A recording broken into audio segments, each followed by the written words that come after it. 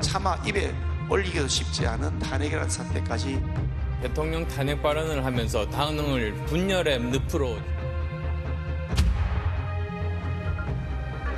억장을 무너졌죠. 친언니들이 그랬다는 게 사실 믿기지가 않고. 이게 학폭이 아닙니까? 전 거기에 대해 제가 판단할 권한도 없고요. 피해 학생이 고립되고 보호를 제대로 받지 못하고 단어로 표현해 주시면 되는데. 다음 달 8일로 예정된 국민의힘 전당대회. 차기 당대표 후보 4명이 지난 수요일 처음으로 TV 토론회에서 격돌했는데요. 아주 민감한 질문이 OX 퀴즈 형식으로 던져졌습니다. 윤석열 대통령이 이번 전당대회에 마음에 둔 후보가 있다. 이른바 윤심이 있냐 없냐 물어본 겁니다. 누구 한 사람을 염두에 두고 할 리가 없습니다. 서로 나의 배우자가 누가 될 것이냐 관심을 가지는 것이 당연한 것이지. 윤심은 없다고 그렇게 말씀을 하셨으니까 그 말씀 그대로 지키리라고 믿습니다. 온 국민이 다 아시고 저희 당의 당원이나 지지자들도 아마 대부분 다 아실 겁니다. 누구를 선호하시는지. 윤심 후보가 있다는 답이 2명, 없다는 1명, 없다고 믿는다는 답변 등 다양한 반응이죠. 후보들 간의 미묘한 입장 차이가 엿보입니다. 실제로 이번 당대표 선거의 최대 쟁점, 다름 아닌 윤심입니다. 유력 당권 주자로 꼽혀왔던 유승민, 나경원 전 의원이 잇따라 출마를 포기한 것도 무관하지 않죠. 총선을 1년여 앞둔 시점에 그것도 여당의 전당대회지만 정책이나 비전을 통한 경쟁은 거의 보이지 않습니다. 그 사이 윤석열 대통령이 지나치게 당무에 개입한다는 논란도 점입 가경, 갈수록 커지고 있습니다. 나경원 전 의원이 뜻을 접었을 때만 해도 이제 판세는 윤심을 등에 업은 김기현 후보가 주도할 걸로 예상됐습니다. 하지만 뜻밖의 안철수 후보의 지지율이 급상승했습니다. 그러자 나 전 의원을 향했던 용산 쪽의 포문이 이번엔 안철수 후보를 향했습니다. 빌미가 된 건 안 후보의 윤안 연대 발언이었습니다. 유난히 잘 되는 연대, 유난연대로 열심히 이번 총선을 치러서 이른바 윤핵관을 정면으로 비판한 것도 미움을 샀죠. 윤핵관에서 너무 좀 심하고 무리하게 사람들을 쳐내고 자기들만의 어떤 아성을 구축하고 그랬더니 윤 대통령의 직접 경고가 나왔습니다. 실체도 없는 윤핵관 표현으로 정치적 이득을 보려는 사람은 앞으로 국정 운영의 방해꾼이자 적으로 인식될 것이라는 발언이 언론에 보도된 겁니다. 대통령의 핵심 참모도 공개 저격에 나섰습니다. 안윤연대라는 표현을 누가 썼습니까? 그건 정말 잘못된 표현입니다. 대통령과 후보가 어떻게 동격이라고 지금. 사흘 뒤 이진복 수석은 아무 말도 안 하면 아무 일도 안 일어날 것이라며 노골적으로 압박 수위를 높였습니다. 전당대회에 출마한 후보들이 어떤 얘기를 해서 그에 대해서 당원들의 평가를 받는 거지 그걸 대통령이 이 얘기까지는 해도 되고 이 얘기는 하면 안 되고 그렇게 한다는 것 자체가 있을 수가 없는 일이죠. 윤 대통령의 멘토로 알려져 있고 김기현 후보 후원회장도 맡았던 심평 변호사는 기름을 부었습니다. 안 후보가 당대표에 당선되면 윤 대통령이 탈당할 수밖에 없다고 한 겁니다. 취임 1년도 안 돼서 레임덕 상태로 빠질 수도 있지 않을까 하는 그런 우려를 하지 않을 수가 없는 거죠. 이처럼 당대표 선거가 윤심을 둘러싼 다툼으로 귀결되면서 당심의 저항이 예사롭지 않습니다. 당원 6,000명을 대상으로 한 최고위원 여론조사 컷오프에서 박성중, 이만희, 이용 등 신윤계 현역 의원 3명이 탈락했죠. 반면 이준석 전 대표의 지지를 받는, 즉 반윤이라고 할 수 있는 허은하 의원, 김용태 전 청년 최고위원 등 3명은 모두 본선에 올랐습니다. 예상치 못한 결과 때문이었을까요? 컷오프 결과가 발표된 이튿날 친윤 당권 주자인 김기현 후보가 뜻밖의 발언을 합니다. 현재 여권에선 금기에 가까운 말이죠. 대통령 탄핵을 공개 토론의 자리에서 꺼낸 겁니다. 현재 권력과 미래 권력이 부딪혔을 때 차마 입에 올리기도 쉽지 않은 그런 탄핵이라는 사태까지 우리가 스스로 자초해서 겪었습니다. 대통령 임기 1년도 안 지난 시점에 다음 대통령 후보로 나서겠다는 분이 대표가 되면 그러면 이게 당내에 분란이 생긴다. 안철수 후보가 당권을 잡으면 대통령을 흔들 수 있다는 말인데요. 아무리 급해도 그렇지 선을 넘었다는 비판이 쏟아졌습니다. 대통령 탄핵 발언을 하면서 당을 분열의 늪으로 지금 몰아넣고 있습니다. 선거가 중요하고 아무리 본인의 지지율이 조급해도 정치에는 금도가 있는 겁니다. 윤석열 대통령 역시 당선 직후만 해도 당무와 거리를 두겠다고 약속했는데요. 당 정의 긴밀히 협의해서 정책도 수립하고 집행하고 이런 피드백을 해 나가야 됩니다.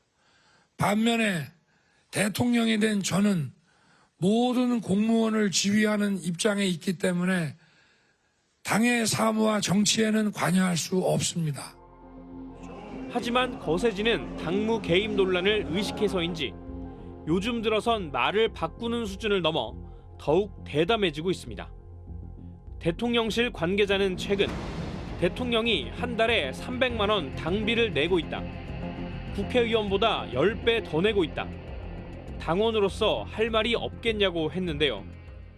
저도 대표할 때 당비 한 200 넘게 냈을걸요? 예. 제 말은 안 듣던데. 당비 200 가까이 내던 당대표는 맨날 뭐 뒤에서 총질하고 이렇게 하던 사람들이 지금 당비 300 내니까 말 좀 하자 이러는 거는 뭐 하여튼 원래 그런 사람들이지만은 장난하자는 건가.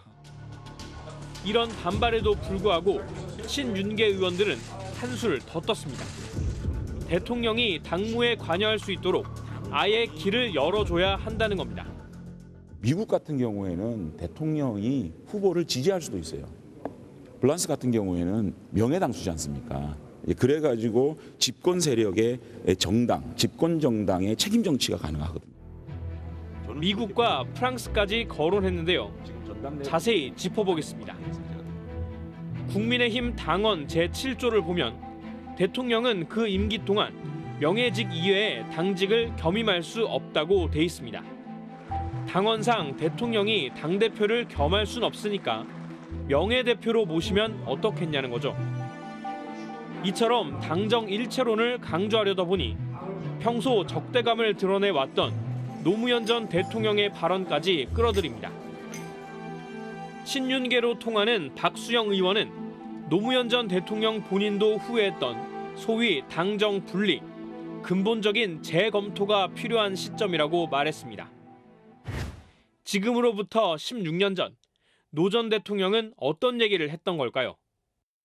그동안에 그랬어야 할 이유가 있어서 당정 분리를 채택을 했습니다. 앞으로는 당정 분리도 재검토해봐야 됩니다. 책임 안 지는 거 아니면 보셨죠? 대통령 따로 당 따로. 대통령이 책임집니까? 당이 책임집니까? 여기까지만 들으면 노 전 대통령이 당정 분리를 후회한다는 뜻으로 말한 것처럼 들립니다. 좀 더 들어볼까요? 정치의 중심은 정당입니다. 자연인 개인이 아니고요. 대통령 개인이 아니고. 당을 지배하는 제왕적 권력은 이젠 권력의 그 부작용은 많이 해소됐다고 봐야 되지 않겠습니까? 제왕적 권력의 부작용은 해소됐다. 오히려 대통령이 당무에 개입하지 않았고 입법부의 구성원인 여당의 견제를 인정했다는 취지였습니다. 지금과는 전혀 다른 상황이었던 겁니다. 하지만 정부와 여당이 수평적으로 소통하자던 노 전 대통령의 이상은 현실의 벽에 부딪혔죠. 대통령 국정 지지도가 10%대에 허덕이자 당시 여당 의원들이 대통령의 탈당을 요구하는 등 청와대와 거리 두기에 나섰습니다. 노 전 대통령은 이런 상황을 두고 관계 단절식의 당정 분리는 무책임하다고 지적했을 뿐 당정 분리론 자체를 걷어들인 건 아니었습니다. 단절론을 주장하니까 너무 기가 막혀서 이것을 바로잡고자 하는 취지에서 조금 역설적 표현으로 당정 분리, 그런 당정 분리라면 재검토해야 된다 이런 의미였지 그걸 수정하자는 그런 의미가 아니거든요. 분업과 협업의 원리에 따라서 정말 책임 잘 지자 이런 의미였던 거죠. 그런가 하면 대통령이 특정 후보를 지지한다는 미국의 사례는 어떨까요? 무엇보다 미국은 우리식의 당 대표라는 개념이 없고 공천 과정도 철저히 상향식입니다. 대통령의 입김에서 자유롭지 못한 우리 정치 현실과는 차원이 다른 거죠. 완전 국민 경선제를 통해서 하기 때문에 그거는 한국적 실정과 굉장히 다른 거죠. 한국은 대통령이 말대로 입김을 불어넣어서 공천을 하는 거잖아요. 근데 미국은 그렇게 되지 않는다라는 거죠. 자, 이렇게 갖가지 파열음 속에 진통을 겪는 국민의힘 당대표 선거. 지금까지 판세는 김기현, 안철수 2파전이죠. 용산이 밀어주는 걸로 세상이 다 아는 김기현 후보가 생각보다 고전하는 양상인데요. 그러다 보니 안철수 후보에게 이목이 집중되고 있습니다. 안 후보는 정치에 발을 들인 뒤 여러 차례 창당과 탈당을 거듭했죠. 그래서인지 이번에는 완주하는 거냐, 결국 전방위 압박에 포기하지 않겠냐, 여러 관측이 나오고 있습니다. 지난 대선 막판 극적인 단일화에 성공하며 첫 손에 꼽히는 개국 공신인데 지금은 왜 이런 수모를 겪고 있는 걸까요? 2000년대 중반 청년들의 멘토로 떠오른 안철수 후보는 정치권에서도 최우선 영입 대상이었습니다. 서울대 의대 출신 컴퓨터 백신 개발자, 또 성공한 벤처 사업가로 주목받았죠. 정치에 정식 입문하기 전인 2011년 서울시장 보궐선거에서 1순위로 각광받았는데요. 50%나 되는 지지율을 기록하고도 5%에 불과했던 박원순 당시 후보에게 선뜻 양보하면서 주가는 더욱 올라갔습니다. 저는 이번 서울시장 보궐선거에 출마하지 않기로 했습니다. 새정치의 상징으로 집중 조명을 받으면서 2012년 대선에 출마했죠. 하지만 투표 한 달을 앞두고 문재인 당시 민주통합당 후보와 단일화한 뒤 사퇴했습니다. 저는 오늘 정권 교체를 위해서 백의종군할 것을 선언합니다. 이후 정치인 안철수는 변신을 거듭합니다. 2013년 국회의원 보궐선거에서 당선된 뒤 민주당과 합쳐 새정치민주연합을 창당합니다. 하지만 2014년 지방선거와 재보선 등에서 고전하자 공동대표직에서 물러났고 결국 이듬해 탈당해 2016년 국민의당을 만듭니다. 저를 포함해서 모두 이 광야에서 죽을 수도 있습니다. 그래도 좋습니다. 총선에서 호남을 중심으로 녹색 돌풍을 일으키며 3당 체제의 한 축을 이뤘습니다. 재기의 발판을 마련한 순간이었죠. 그러나 박근혜 전 대통령 탄핵으로 열린 대선에서 3위에 그칩니다. 이후 바른정당과 합당해 바른미래당을 만들었다가 국민의당을 재창당했습니다. 재작년에는 오세훈 서울시장과 시장 후보 단일화에 나섰다 패배했고 이어 작년 대통령 선거 국면에서는 단일화는 없다며 완주 의지를 보이기도 했는데요. 1년만 지나고 나면 내가 그 사람 뽑은 손가락 자르고 싶다고 또 그럴 겁니다. 새 정치의 기대감 속에 진보 쪽 정당의 대표로 시작한 정치 이력. 어느새 그는 보수 여당의 대표 후보에 이르렀습니다. 대통령이라는 목표를 두고 바꿔왔어요. 늘 단일화해왔어요. 그러면서 새정치라는 용어를 썼는데 그렇기 때문에 국민들이 다 알아버리잖아요. 그래도 보수 정치인으로서 시작은 괜찮아 보였습니다. 대통령직 인수위원장을 맡아 윤 대통령과의 공동정부 구상이 현실화되나 싶었는데요. 기대는 한 달 만에 물거품이 됐습니다. 장관 인사 문제로 갈등을 빚던 안 위원장이 한때 잠적까지 했던 겁니다. 공직을 맡았는데 24시간 가출을 하고 잠적을 한다 하는 것에 대해서 굉장히 분개를 하셨고요. 반면 당시 인수위의 한 관계자는 스트레이트와의 통화에서 억울함을 토로하기도 했는데요. 참모들이 인수위원장의 항의 표시가 너무 약한 것 아니냐고 할 정도였지만 그만큼 윤석열 정부의 성공을 우선으로 했다고 당시 분위기를 전했습니다. 결국 국민의힘 당대표 경선은 이른바 당정 일체의 과거로 돌아가려는 쪽과 진보에서 보수까지 옷을 갈아입어온 쪽의 대결 구도로도 이해할 수 있습니다. 어느 때보다 복잡한 국면인데요.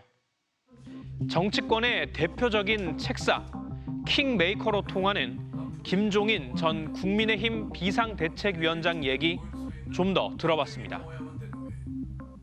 이 정부 들어와서 제일 강조된 게 뭐예요? 공정과 정의가 강조되는 거 아니에요. 예, 그러면 당연히 당의 이 소위 전당대회 행사라는 것이 그 기준에 맞게 돼야지. 그 공정이 파괴될 것 같으면 결과서 후유증이 더 크지 않겠나 이렇게 봐. 따라서 1년 뒤 총선에서 여당의 승리를 장담할 수 없다고 했습니다. 내년 총선을 가장 효율적으로 승리로 가져오는 방법이라는 것은 윤석열 정부가 벌써 1년은 거의 다 까먹었는데 앞으로 1년 동안에 참 국민에게 제대로 보일 수 있는 업적이 나와야만 되는 거예요. 그 업적이 안 나와가지고서 총선을 승리로 끌고 갔다는 그런 생각은 내가 보기에는 큰 착각이라고 생각해요. 재작년 이준석 돌풍은 당의 변화와 정권 교체에 대한 열망이었다며 이번에도 친윤이냐 아니냐보다는 총선 승리 가능성을 높이는 쪽으로 전략적 투표를 할 거라고 전망했습니다.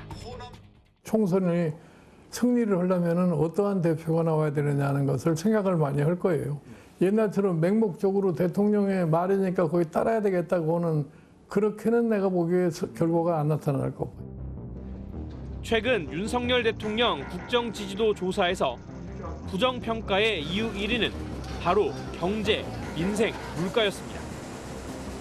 민심은 윤심이 아니라 민생을 주문하고 있는 겁니다. 협박 가지고, 공갈 가지고 국민들이 먹히지 않아요. 민심이 천심입니다. 민심이 당심을 움직이지 당심이 민심을 못 움직여요. 그리고 그것은 내년 4월 총선을 앞두고 필패의 길로 가는데 어떤 국민의힘 당원들이 그러한 공갈과 협박에 굴복할 것이며. 대통령은 국민으로부터 5년 동안에 저희 나라를 운영하라는 위임을 받은 사람 아니에요. 그러니까 그 5년 동안에 국가와 국민을 위해서 내가 어떠한 일을 하고 떠나느냐 하는 것이 거기에 몰두를 해야지. 내년에 총선은 국민이 결정하는 거 아니에요. 그 국민이 결정을 하는 데는 결국은 이 정부의 업적이 내년 국민에게 어떻게 심판을 받느냐 거기에 달려 있는 거예요.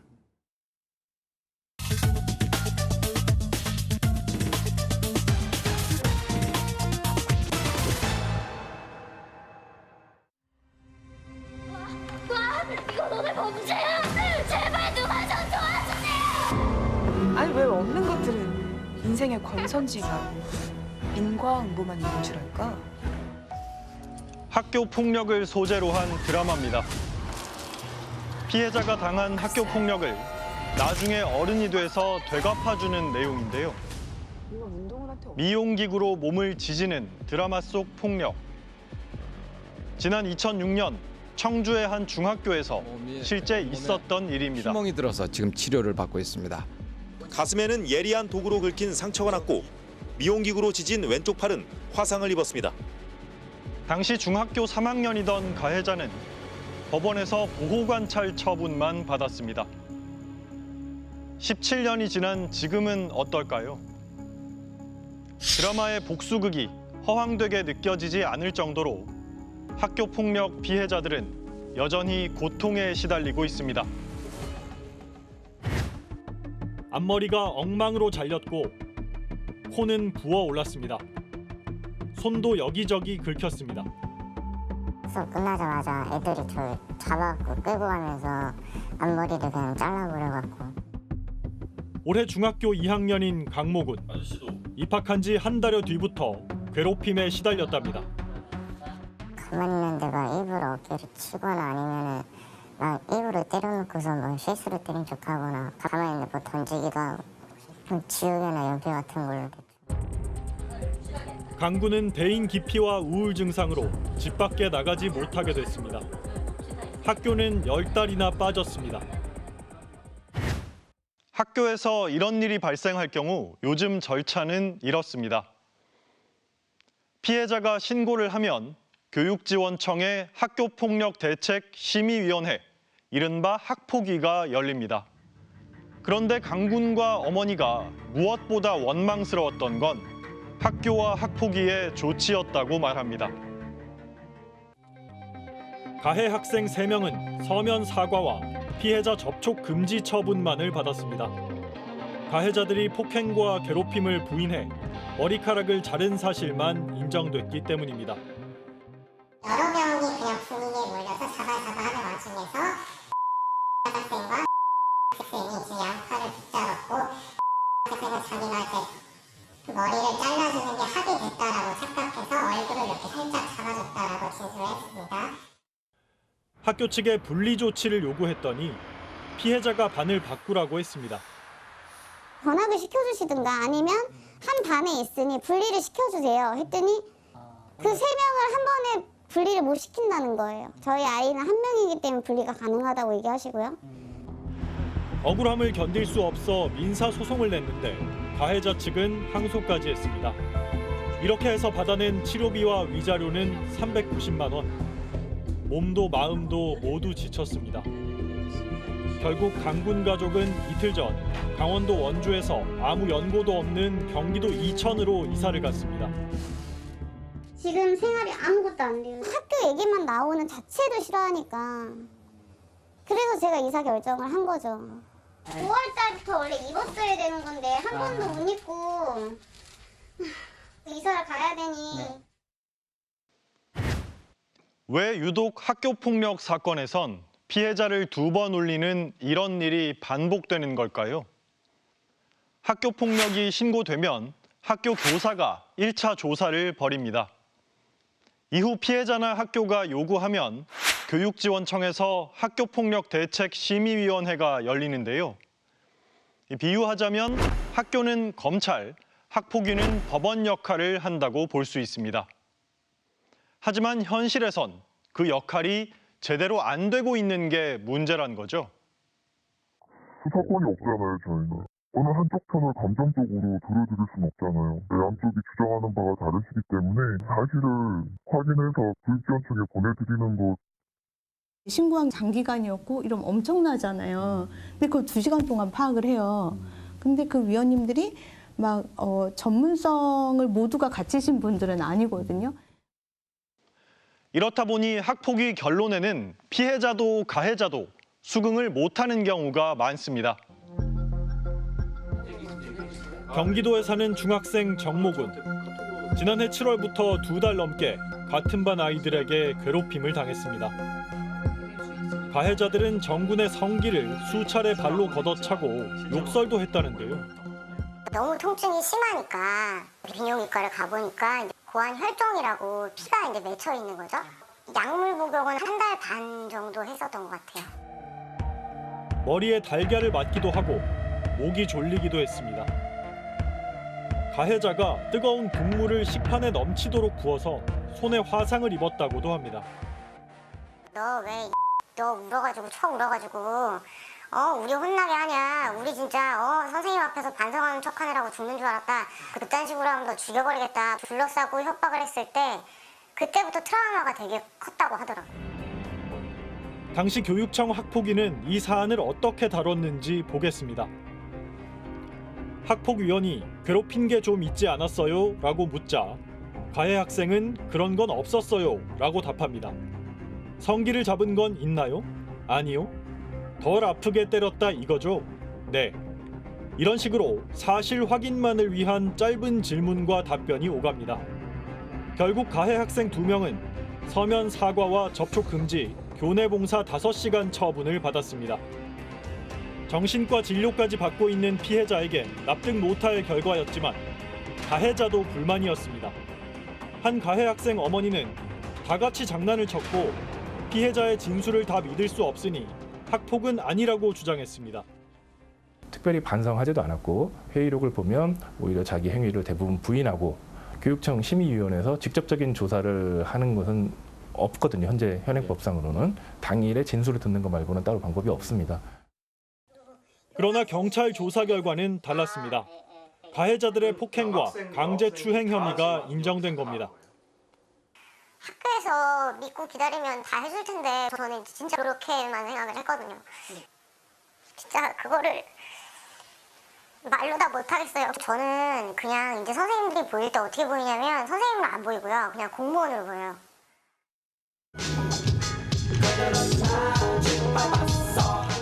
H.O.T. 데뷔곡 전사의 후예입니다. 1996년 나온 이 곡은 학교폭력 문제를 다루어 공감을 얻었는데요. 이즈음 경찰서마다 학교폭력 근절 대책협의회가 설치돼 이른바 불량 서클 해체가 시작됐습니다. 2004년엔 피해자 부모들의 요구로 학교폭력 특별법이 제정돼 학교마다 학교폭력 자치위원회가 생겼습니다. 하지만 은폐 축소 논란이 컸습니다.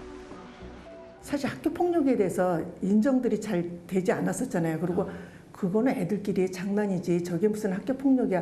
그러니까 학교에서 이걸 어떻게든 안에서 눌러서 덮으려고 할 수밖에 없는 상황이었었어요. 근데 학교폭력 대책의 전환점은 2011년 대구 중학생 자살 사건이었습니다. 권승민 군이 동급생에게 물고문과 구타, 금품 갈취를 당하다 유서를 남기고 스스로 목숨을 끊었는데요. 목에다가 뭐 줄을 감고 잡아 끌고 뭐 그런 얘기들 뭐 물고문도 하고 뭐 저는 그게 그러니까 아니라고 생각했어요. 시체를 이제 확인을 하라 해서 확인하는데 그 말이 맞겠다 이 생각이 들었어요. 왜냐하면 온몸에 다 멍이었거든요. 정부는 한 달 반 만에 가해자 엄중 처벌 방침을 내놨습니다. 그 신고해봐야 아무 소용없다 하는 그런 또 분위기도 많이 확산이 되었습니다. 그런 측면에서 보면 이제 가해 학생에 대한 즉각적인 조치는 필요한데요.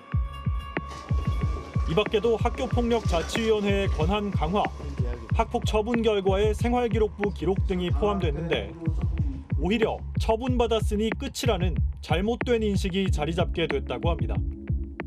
가해 학생들은 나는 이제 이 학폭에 대해서 벌 다 받았다. 난 떳떳하다. 약간 이런 식으로 나오는 경우가 많으니까. 근데 피해 학생들은 계속 그걸 보고 상처를 받고 나는 아직도 힘든데 쟤는 너무 잘 살고 있네.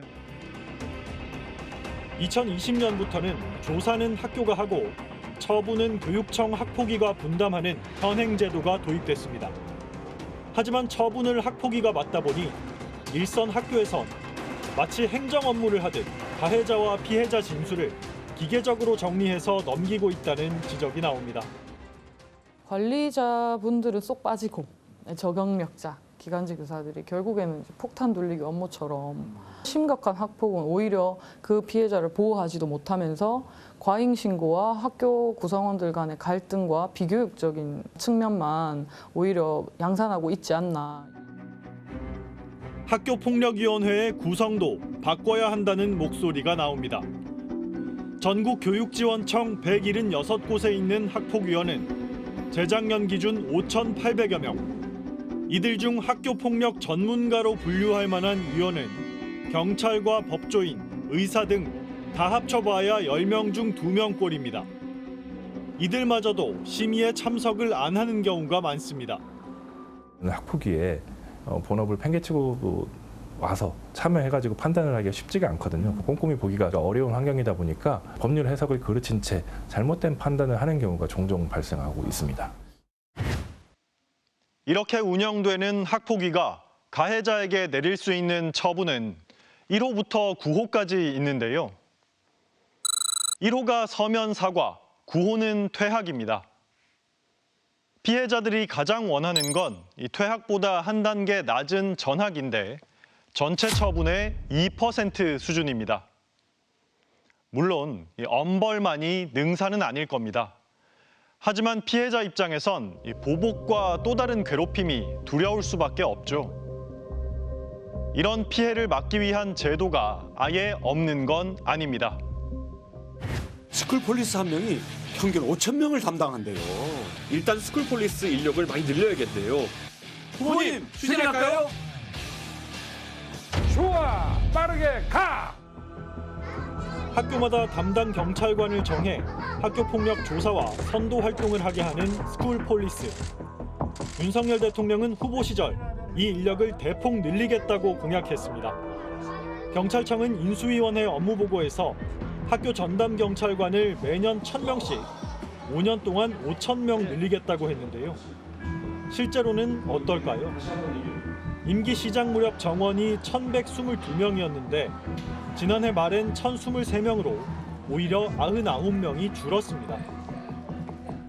올해 경찰청 스쿨폴리스 운영 계획에서도 인력 증원과 관련 예산은 빠졌습니다. 현재 경찰관 1명이 담당하는 학교 수는 12곳이 넘습니다. 학교 폭력 피해자들을 위한 치유센터도 있기는 합니다. 그러나 서울, 대전, 대구, 광주에 하나씩만 있을 뿐입니다. 가해 학생 처벌 중심이 아니라 피해 학생 보호, 그다음에 회복 중심의 정책으로 전환해야 될 필요가 있고요.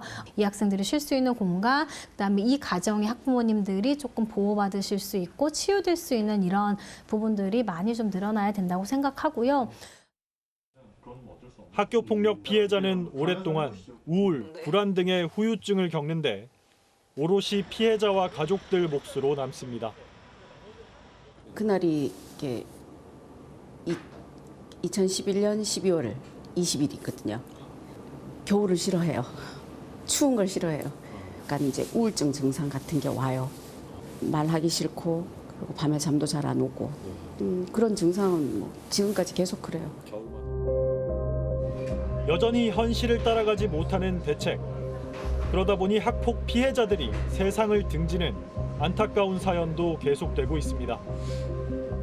지난 2020년 계속 돈을 요구하는 친구들을 학교 폭력으로 신고한 중학생 오모군.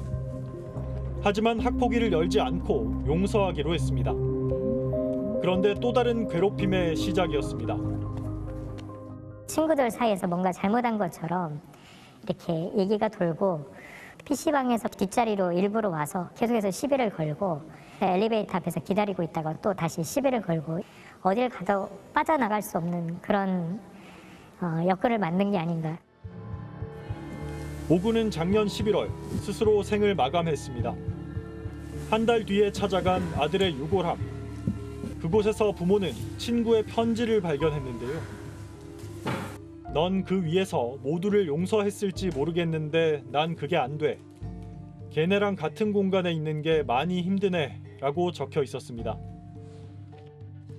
수소문 결과 오군은 숨지기 전날 밤 공원으로 불려나간 걸로 확인됐습니다. 이후 다른 친구에게 사과하고 끝났다. 다 내 잘못이고 까불지 말고 조용히 살라는 말을 들었다는 내용의 메시지를 남겼는데요. 친했던 애들도 등을 돌릴까 봐 친한 친구들도 그거에 되게 불안감이 컸던 것 같아요. 엄마 아빠 아들로 태어났는데 후회 안 한다. 그 말이 너무 가슴이 아파요. 부모는 진상규명을 위해 학폭위를 열어달라고 요구했습니다. 하지만 학교 측은 이미 학생이 숨져 알아봐야 한다고 했습니다. 가해 학생이든 피해 학생이든 다 살아있는 상태라면 후속 접수가 들어왔을 때 그에 따라 저희가 이제 조사를 하고 지금은 이제 조금 상황이 특수하잖아요. 담임교사의 반응은 더욱 냉담했습니다. 권한 있고 책임 있는 결정을 내릴 입장이 아니라는 말씀을 잘하고 싶습니다. 이게 학폭이 아닙니까? 전 거기에 대해 제가 판단할 권한도 없고요. 미뤄 짐작컨대 지금 녹음하고 계실 거라고 믿고요. 우여곡절 끝에 오군이 숨진 지 석 달 만인 이번 주에 학폭위가 열리는데요. 학교 측은 조사 내용을 공개할 수 없다면서도 관련 학생들 주장이 오군 부모 주장과 상반된다고 밝혔습니다. 다른 나라의 학폭 대책은 어떤지 살펴봤습니다. 미국은 가해자에 대한 무관용 원칙을 바탕으로 피해자에 대한 지원에도 적극적입니다. 교사 4명 가운데 1명꼴로 상담 교사를 두고 심각한 사안은 주 정부에서 직접 조사에 나섭니다. 일본은 집단 괴롭힘의 경우 학교가, 폭력 사건은 경찰이 개입하는 분리 정책을 쓰고 있습니다. 국내에서도 가벼운 사안은 교육적 해법을 찾고 필요할 때 외부 기관이 개입하는 체계를 만들어야 한다는 목소리가 나오고 있습니다. 학교 폭력이 절차가 사법적인 절차인지 교육적인 절차인지 모호해요. 지금과 같은 제도로 갈 거라면은 아예 그냥 사안 조사도 전문적인 사안 조사를 하는 인력을 따로 마련을 해서 학폭위 도입 10년, 학폭위 만능주의에 빠져 궁극적 목적을 잃게 된 건 아닌지 되돌아볼 시점이 됐습니다.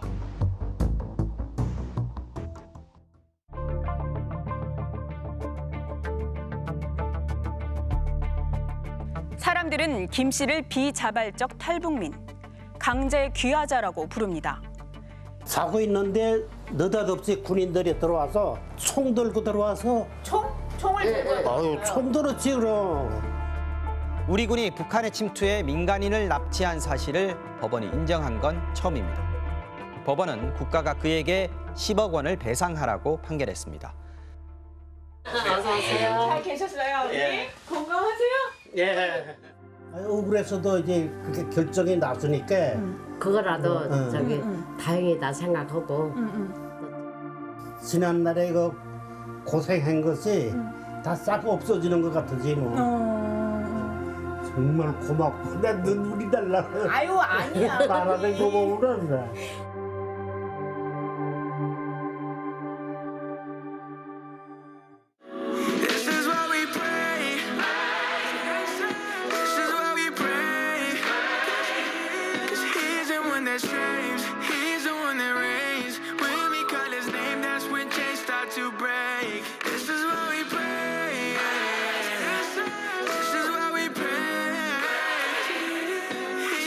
everything